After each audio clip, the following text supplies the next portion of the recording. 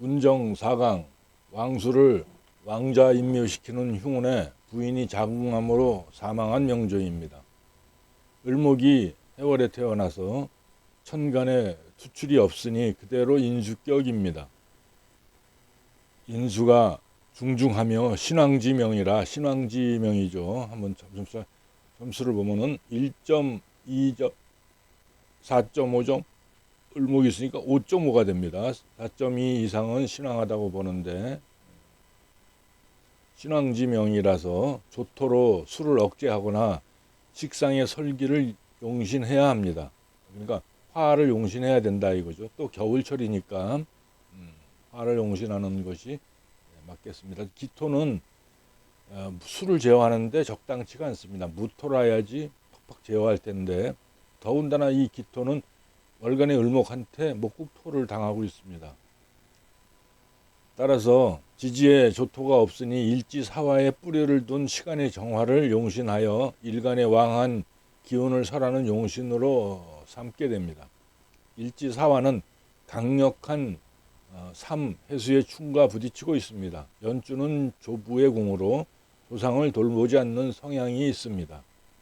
연주는 조부의 궁인데 조부의 궁에서 일지를 사해충하고 일간이 연간을 충극하면 조상을 돌보지 않는다고 그랬습니다. 또한 일간이 연간을 을기극하니 조상을 돌보지 않는 성향이 배가 됩니다. 월지는 사회궁이며 부모 형제궁이니 관계가 불미하고 본인과 이 일지는 아신도 되니까 나와의 관계를 볼 때는 충을 보는 것이죠. 그러니까는 사해충 하니까 요거 비견인데 요건 형제인데도 나랑 멀리 떨어져 있거나 나와 사이가 불목하거나 이런 경향이 나타납니다.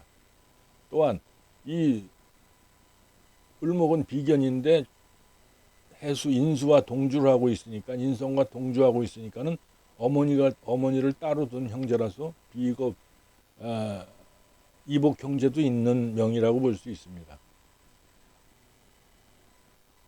월지는 사회궁이며 부모 형제궁이니 관계가 불미하고 영마충, 사해충은 영마충이죠. 그러니까 일찍 부모를 떠나서 객지 타양에서 전전하게 됩니다. 일지는 을사욕지로 을사욕지가 부부궁이 불미한데 일시지에서 사해충이니 시지는 자식과 가정궁이라 가정을 돌보지 못하며 재혼하거나 말년에 불운한 암시를 하고 있습니다.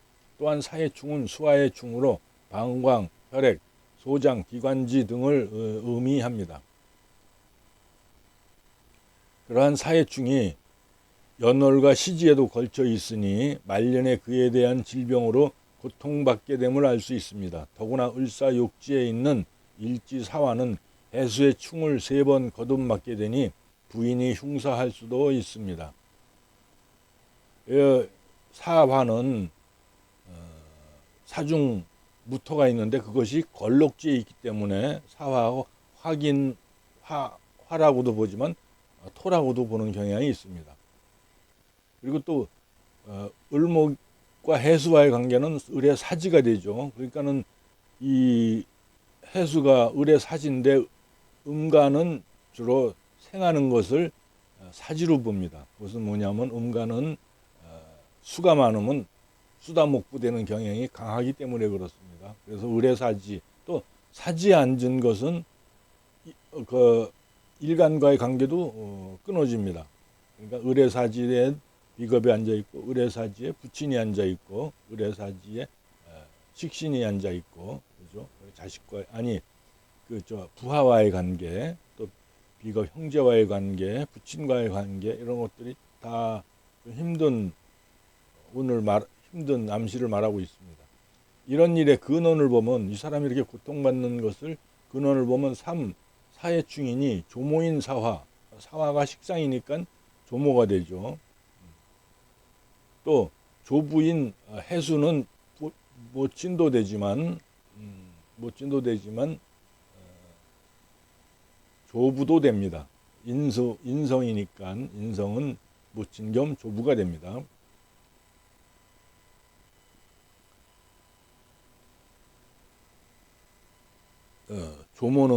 조모가 사화가 되는 것은 부친을 식상이 생했기 때문에 그렇죠. 그리고 또 사화의 남편은 수니까 수가 조부가 되는 것입니다. 조부에 한이 있으며 삼해수를 당해서 조모의 한이 있으며 조부모궁에서 뒤틀려 있는 것입니다. 이처럼 조부모궁에서 뒤틀리면 본인의 부부궁도 불길합니다.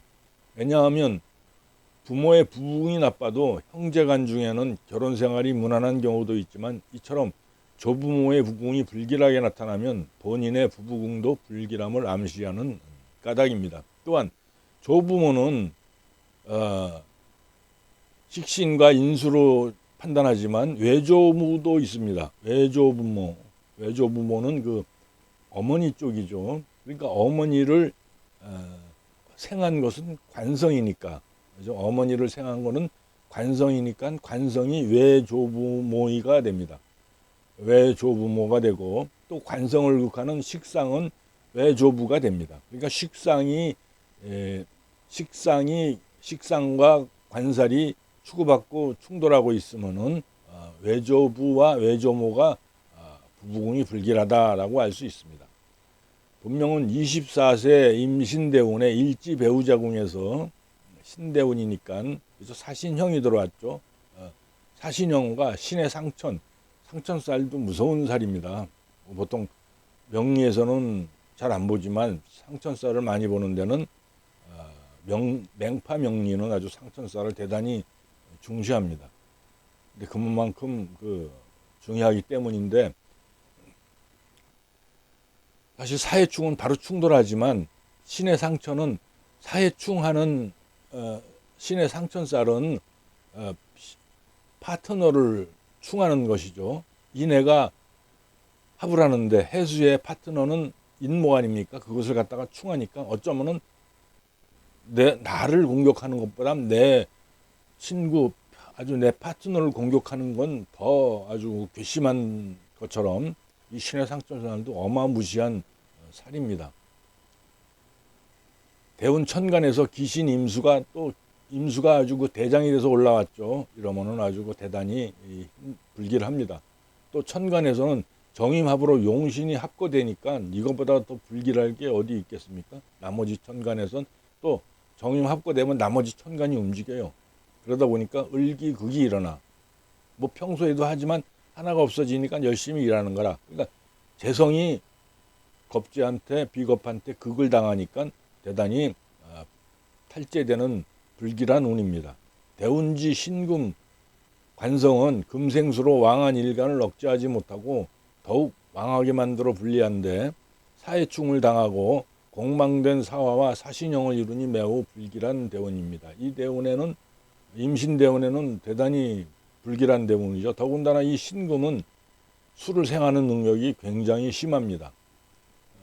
임신이 장생지로 앉아서 그래요. 신중의 임수가 장생지로 앉았기 때문에 이것은 거의 뭐 금이 아니라 금도 보고 수도 되는 쪽으로 봐야 됩니다. 그런데다가 수를 생하니까 이 해수가 기신이 병통인 해수가 더욱 왕해지고 또 일주와는 사신 형사를 보니까 아주 굉장히 힘든 대운입니다. 임수대운에는 용신이 천간에 올라왔는데 그걸 합구하면은 거의 뭐 힘든 아주 그 본인한테는 파산지경에도 이르는 그러한 흉운이 되는 것이죠.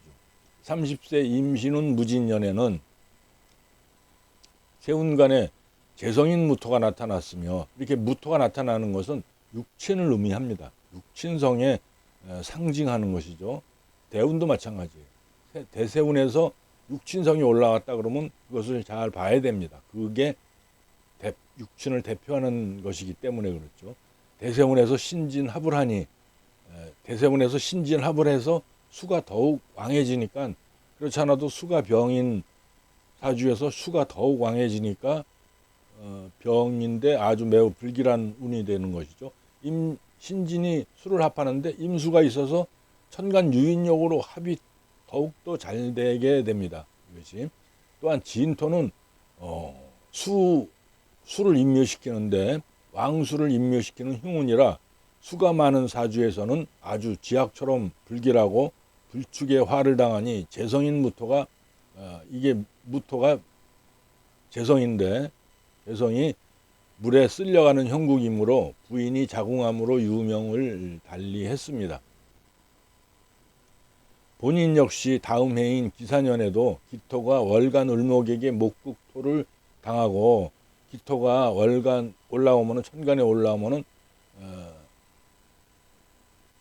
임신년은 이미 대운에서 붙잡혀 있는 것이죠. 이건 10년을 갑니다.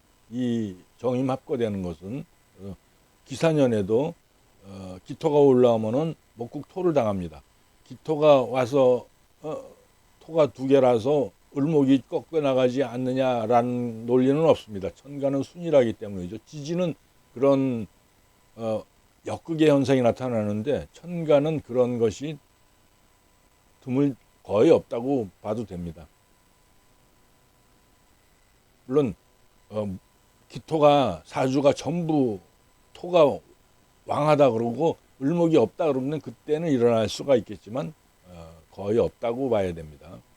대운과 사신형을 하며 기사대운엔 대운과 사신형을 하죠.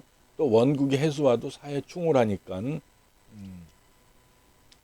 사해충을 하는데 해수를 건드리면은 이 해수가 동하게 됩니다. 그러다 보니까 해수가 동하니까 사해충이 일어나는 거예요. 사해충하는 흉운이라 교통사고를 당해 대수술하여 간신히 목숨을 건졌습니다. 그러나 이미 원국에서 형충으로 흔들린 오행을 대운에서 다시 귀신을 업고 형충하면 얼마나 극단적인 흉액을 당하는지 적나라하게 보여줍니다. 원국에서 이미 형충을 당했는데 귀신을 업고 들어와서 형충하면 얼마나 극단적인 흉액을 당했는지 적나라하게 보여줍니다. 이게 신금일 대운 임신을 말하는 거죠. 임신이 귀신인데 귀신이 들어와서 사신형을 하니까 부인이 그 자궁암으로 숨졌다 이것이죠. 그리고 다음 해 본인 역시 다음 해인 기사년에도 기토가 월간 을목에게 목국토를 당하고 대운과 사신형하여 원국의 해수와 사해충하는 흉운이라 교통사고를 당해 대수술하여 간신히 목숨은 건졌습니다. 참 이 정도 되면 살아도 산 목숨이 아니죠. 만일 대운에서 길신을 업고 와서 사명이나 충을 하면 본인에게는 흉함이 완화되지만 가격을 당하는 해당 지지에 있는 육지는 대단히 불리합니다. 그러니까 길신을 업고 와서 사명이나 충이 되는데 그것은 조금 완화가 된다 이거죠. 또 가격을 당하는 해당 지지에 있는 육지는 대단히 불리합니다. 예를 들어서 인사신 사명일 때 인목을 용신이나 길신으로 쓰는데 인중 간목을 길신으로 쓰는데 사화에 병화가 경금이 하나 있고 또 신금에도 경금이 하나 있어서 두 개의 경금이 인목을 극하지 않습니까? 그러다 보면 이 길신이 부서져 나가면 이 사명살은 굉장히 흉한 사명살이에요. 그런 원리만 알면 사명살도 쉽게 풀 수가 있습니다. 다시 한번 정리를 해드리면 만약에 인사신 사명이 일어나는데 인목을 내가 길신이라 이거죠. 길신이라서 굉장히 희용신이라서 인목을 기뻐하는데 사명살이 이렇게 있다 이거죠. 그러다 보면 사중에 경금이 있고 또 신중에 경금이 있어서 두 마리의 경금이 금극목으로 간목을 극하면 간목은 쇠자왕신발로 부서진다 이겁니다. 그러다 보니까 그 사명은 간목을 희용하는 사주로서는 굉장히 불길한 사명이다 이겁니다. 오늘은 여기까지 마치겠습니다.